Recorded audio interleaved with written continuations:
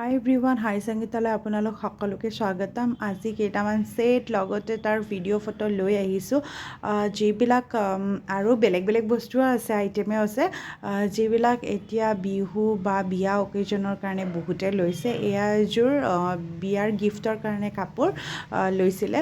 কাপোৰযোৰ yellow crepe আৰু black চাদৰত খুবেই কমফৰ্টেবল, গৰমত যে পিন্ধিবলৈ বিৰাটে মজা আৰু বিৰাট ষ্টাইলিছ কাপোৰযোৰ। এনেকুৱা কাপোৰ আপোনালোকে বিচাৰিলে মোক কণ্টেক্ট কৰিব। কাপোৰযোৰ সঁচাকৈ খুব কমফৰ্টেবল।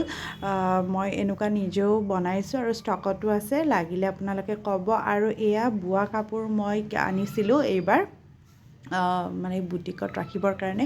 তো এনেকুৱা বোৱা কাপোৰ মই আনিছোঁ।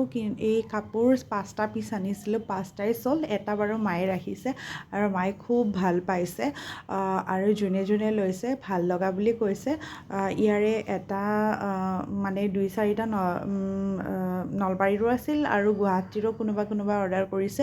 তো 5টা গোটেইকেইটাই চল্ড আউট, খুবেই ধুনীয়া। ব্লুৰ 2টা আছিলে, এটা গ্ৰীণ ৰেড আৰু এটা গ্ৰীণ পিংক, এটা গ্ৰীণ আৰু এটা ৰেড এণ্ড ব্লেক কম্বিনেশ্যনৰ। তো নেক্সট এইযোৰ কাপোৰ, এইযোৰ মানে বৌ এজনীয়ে তেওঁৰ বিয়াৰ কাৰণে লৈছিলে। এইটো মানে মাৰ্চ এপ্ৰিলৰ কথা দেই এইখিনি। তো সেই লৈছিল। কাপোৰযোৰ মিৰৰ ৱৰ্কত আছিলে। তেওঁ মানে কৈছে আৰু বিহুৰ টাইমতে বিয়াও আছে, খুব ধুনীয়া মানে কাপোৰযোৰ। মই নিজে ছেটিছফাইড। পিচ মানে খুব ধুনীয়া কালাৰ। এইটো আপোনাৰ কি কয়, পেষ্টেল গ্ৰীণ আৰু ৰাণী পিংকত, আৰু দেখিছেনে কেনেকুৱা চাইন। তো বৌয়ে মানে মোৰ লগত ফটোও শ্বেয়াৰ কৰিছে।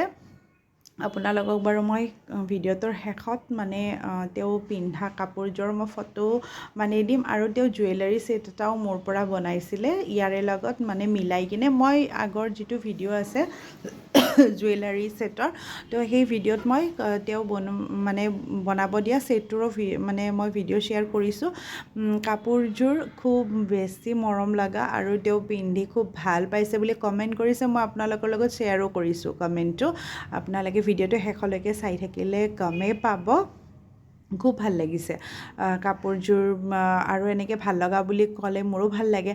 তো নেক্সট এয়া হৈছে আপোনাৰ মানে সৰু সৰু টেবুল ক্লথৰ নিচিনা, মানে বিহুত ঘৰ সজাম বুলি বা এনেকুৱা কিবা কিবি মানুহে বিচাৰে ন, যে নতুনকৈ সজাওঁ। তো সেই হিচাপতে লৈছিলে, বা বৰপিৰাত পাৰি দিবৰ কাৰণেও ভাল। এয়া কটন, তাত য'ত মই ফেব্ৰিক কৰিছিলোঁ, একদম কম ৰেঞ্জত এইবোৰ কাপোৰ, 450-500ৰ ভিতৰত।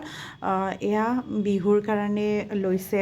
নেক্সট এয়া মই যে কৈছিলোঁ গুৱাহাটীৰ বৌ এজনী অৰ্ডাৰ কৰিছে, তেওঁৰ মানে সেইটো মই একেলগে পেকিং কৰি থৈ দিছোঁ।